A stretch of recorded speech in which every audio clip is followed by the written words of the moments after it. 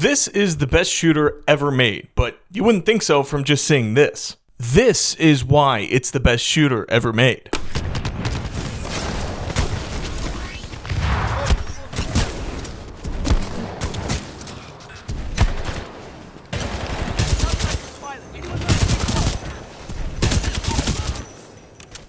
But also because of this.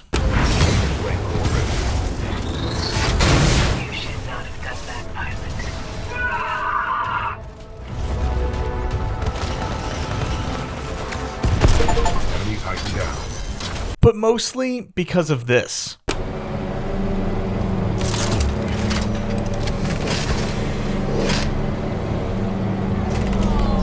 Well done, pilot. You have acquired the ARC tool. This is Titanfall 2, and today we're going to talk about why it's still the best shooter ever made. You know that feeling when you're playing a game and it just clicks with you? The movement, the style, the pace, it all just blends together to create a smorgasbord of perfect gameplay. There's quite a few games like that out there. I like to say that it has the sauce, that secret ingredient that takes the game to the next level. But there's a difference when it comes to Titanfall. You see, other games can have the sauce, but Titanfall is the sauce. When you first start up the campaign, you're shown a pre-rendered film that's a mix of live action and VFX. It's actually pretty cool looking, but when you hear pre-rendered, you're probably thinking it's not actual gameplay. You're right, it obviously isn't, but it also is, in a way. It may not be what the gameplay looks like, but it's certainly what it feels like. It may look a little different on the screen, but everything that happens in the scene is what you'll do in the game. The fluid gun-fu combat shown here is exactly what you do in Titanfall. The giant head-to-head mech fighting is also exactly what you do in Titanfall. When you're on foot, you're fast, agile, and precise. Whether it's getting up to a vantage point to rain down sniper fire, or blasting away grunts in a drive-by wall run, you really are unmatched on the battlefield. But when you're in a Titan, you're much heavier, and your movement options are much more limited. It's more about standing your ground and brawling with another Titan. Or just stepping on grunts. That works too. When I record gameplay, I'm usually recording with an instant replay feature, usually in about 3-minute clips. How many clips I end up having usually depends on the length of the game. For example, with my Outer Worlds video, I had 46 clips, and that game took me about 8 hours to finish. Titanfall 2 is a very short game. It took me about 3.5 to 4 hours to finish the game, and that's with me taking my time. I have 96 clips. I have twice the amount of footage of a game that took me less than half the amount of time. Why? Because every single moment in Titanfall 2 feels like an action movie. The word perfection doesn't feel good enough to describe Titanfall. It has the best shooter gameplay of any game, period. I am not exaggerating, seriously. It's a sci-fi, John Wick, gun-fu romp through a Star Wars-like backdrop. At this point, the Titans are simply icing on the cake. That is, only if we're talking about a multi-layered cake, because the Titans perfectly contrast the agile pilots. As I mentioned, Titanfall 2 is short, but it's also incredibly sweet. The campaign features some of the most robust and varied level designs and gimmicks. The story itself is fine, it's not bad, but it's also nothing you haven't seen before. The highlight is definitely the dynamic between our two main characters, the pilot you play as, Jack Cooper, and his Titan, BT. After a short intro level, you and BT are off to uphold the mission, which means traveling from location to location to track down a super weapon, warn the fleet, then destroy the super weapon before the bad guys can fire it off. Sound familiar? Swap ARC for Death Star and you'll get a pretty clear picture. Like I said, the story isn't anything to write home about, but the relationship between Cooper and BT definitely is. BT is a Titan, he's AI, but that doesn't mean the homie doesn't have feelings. Well, actually it does, but BT isn't stiff either.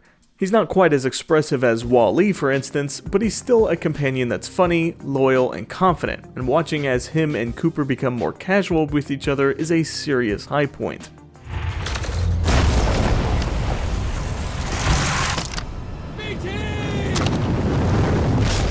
Got you.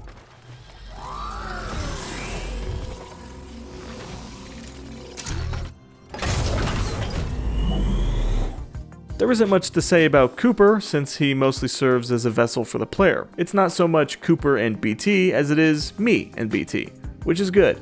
Funnily enough, BT has the bigger personality, which is a bit of an oxymoron since he's the artificial intelligence and has a bigger body. So there's layers to that. You're lucky our backs are up against the wall, BT. Permission granted. That's high praise coming from a machine, Cooper. But of course, you're not here for the character dynamics and drama, so let's move on to the levels. As I mentioned earlier, this isn't a particularly lengthy game, which is probably Titanfall 2's biggest downfall. Actually, having a single-player campaign is a huge improvement over the first title, which only had multiplayer. Each level in Titanfall 2 is a masterpiece, there's really no other way to put it. Each one mixes up the formula with neat ideas. Some will separate you and BT, others will have you fighting together, and some even offer up new gameplay mechanics that spice things up big time, like time travel. To a minor security breach. Please remain calm and contact the nearest automated security personnel for assistance.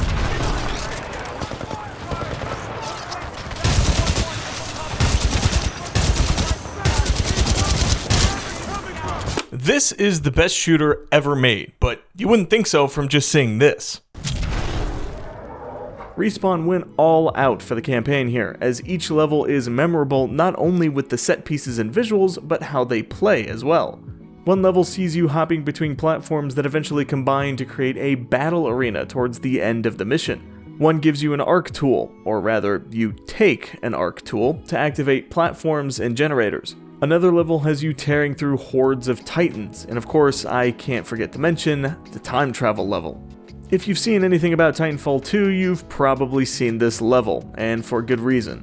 For the duration of this mission, your tactical ability is replaced with a time travel glove. You can flip between the past and present, with the past being a clean and maintained version of the weapon testing facility, and the present being a rundown version. You need to flip between these to progress. I really can't express how much detail is put into this campaign, but this level especially. If you kill a trooper in the past, a skeletal, mossy corpse appears where they died in the present. They use the time travel mechanic in platforming, in combat, in puzzles, and collectibles. They use it to its full extent, and when they've exhausted one tool, they move you on to the next level and try something else new. It's truly insane how far they'll take some of these level ideas, and it's a testament of how much effort and care went into this game. At times, it almost feels like Respawn was worried players would get bored of the core gameplay, so they stuffed as many cool ideas into the levels as possible. The thing is, that core gameplay doesn't get old. All these level ideas and fun tools are just added on to that secret sauce, and it's just so good. Sure, the campaign is short, maybe a little too short, but it's also a campaign I've played through time and time again simply because it's so much fun. This campaign is so rich with ideas and mechanics that I'd honestly love if they had added some filler levels. Just some basic missions to get more of that core gameplay, because by the time the credits roll, I'm not ready to be done. Seriously, I cannot express how good this campaign is, and my words here don't do it justice. If you've played it yourself, you'll know exactly what I'm talking about, and if you haven't, you must. Stand by for Titanfall.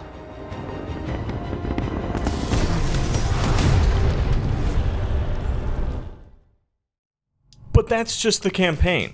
Titanfall was built on the idea of multiplayer, which I myself have dumped hundreds of hours into between PlayStation and PC. So, how does it hold up in 2025? It doesn't. It doesn't hold up. Yes, I bear the unfortunate news that Titanfall 2's multiplayer is pretty much dead. There seems to be a small community of people that are still playing, but I could not find a match. If you were to join a Discord or a subreddit or whatever social media group, you could probably get a match together. But as someone who wants to just press play and go, I press play and it does not go. Which kind of sucks, because honestly, this was the last PvP game I played that I genuinely enjoyed. And it even had Frontier Defense, which was a wave-based co-op mode for those wanting to tear through AI opposition. The multiplayer in Titanfall was simply amazing, and it's unfortunate to see that its time is clearly long gone. Listen, this isn't going to be easy to hear, and frankly, it's not easy to say, but we're not getting Titanfall 3. Apex Legends is simply too much of a cash cow for them to even consider making another Titanfall game. It sucks, but it is what it is, and at least it ended on a high note. It's totally still worth picking up for the campaign, but probably not at full price. I would wait for a sale. Or you could play it on Game Pass, if you have that. That campaign is just enough to get my Titanfall itch scratched every once in a while. It's sad to see one of my favorite game series not get another entry, but at least we have the campaign that'll stick around once the servers get shut down. Man, I really hate to end on a somber note. How about a flame core montage? Titan down. Excessive damage. Warning. Warning. Badger 6, take the sideline. Keep moving, that ship can take off at any moment. Watch for flanking. Viewers unstable. Replacement battery required. Pilot, you're with me. Flame core ready.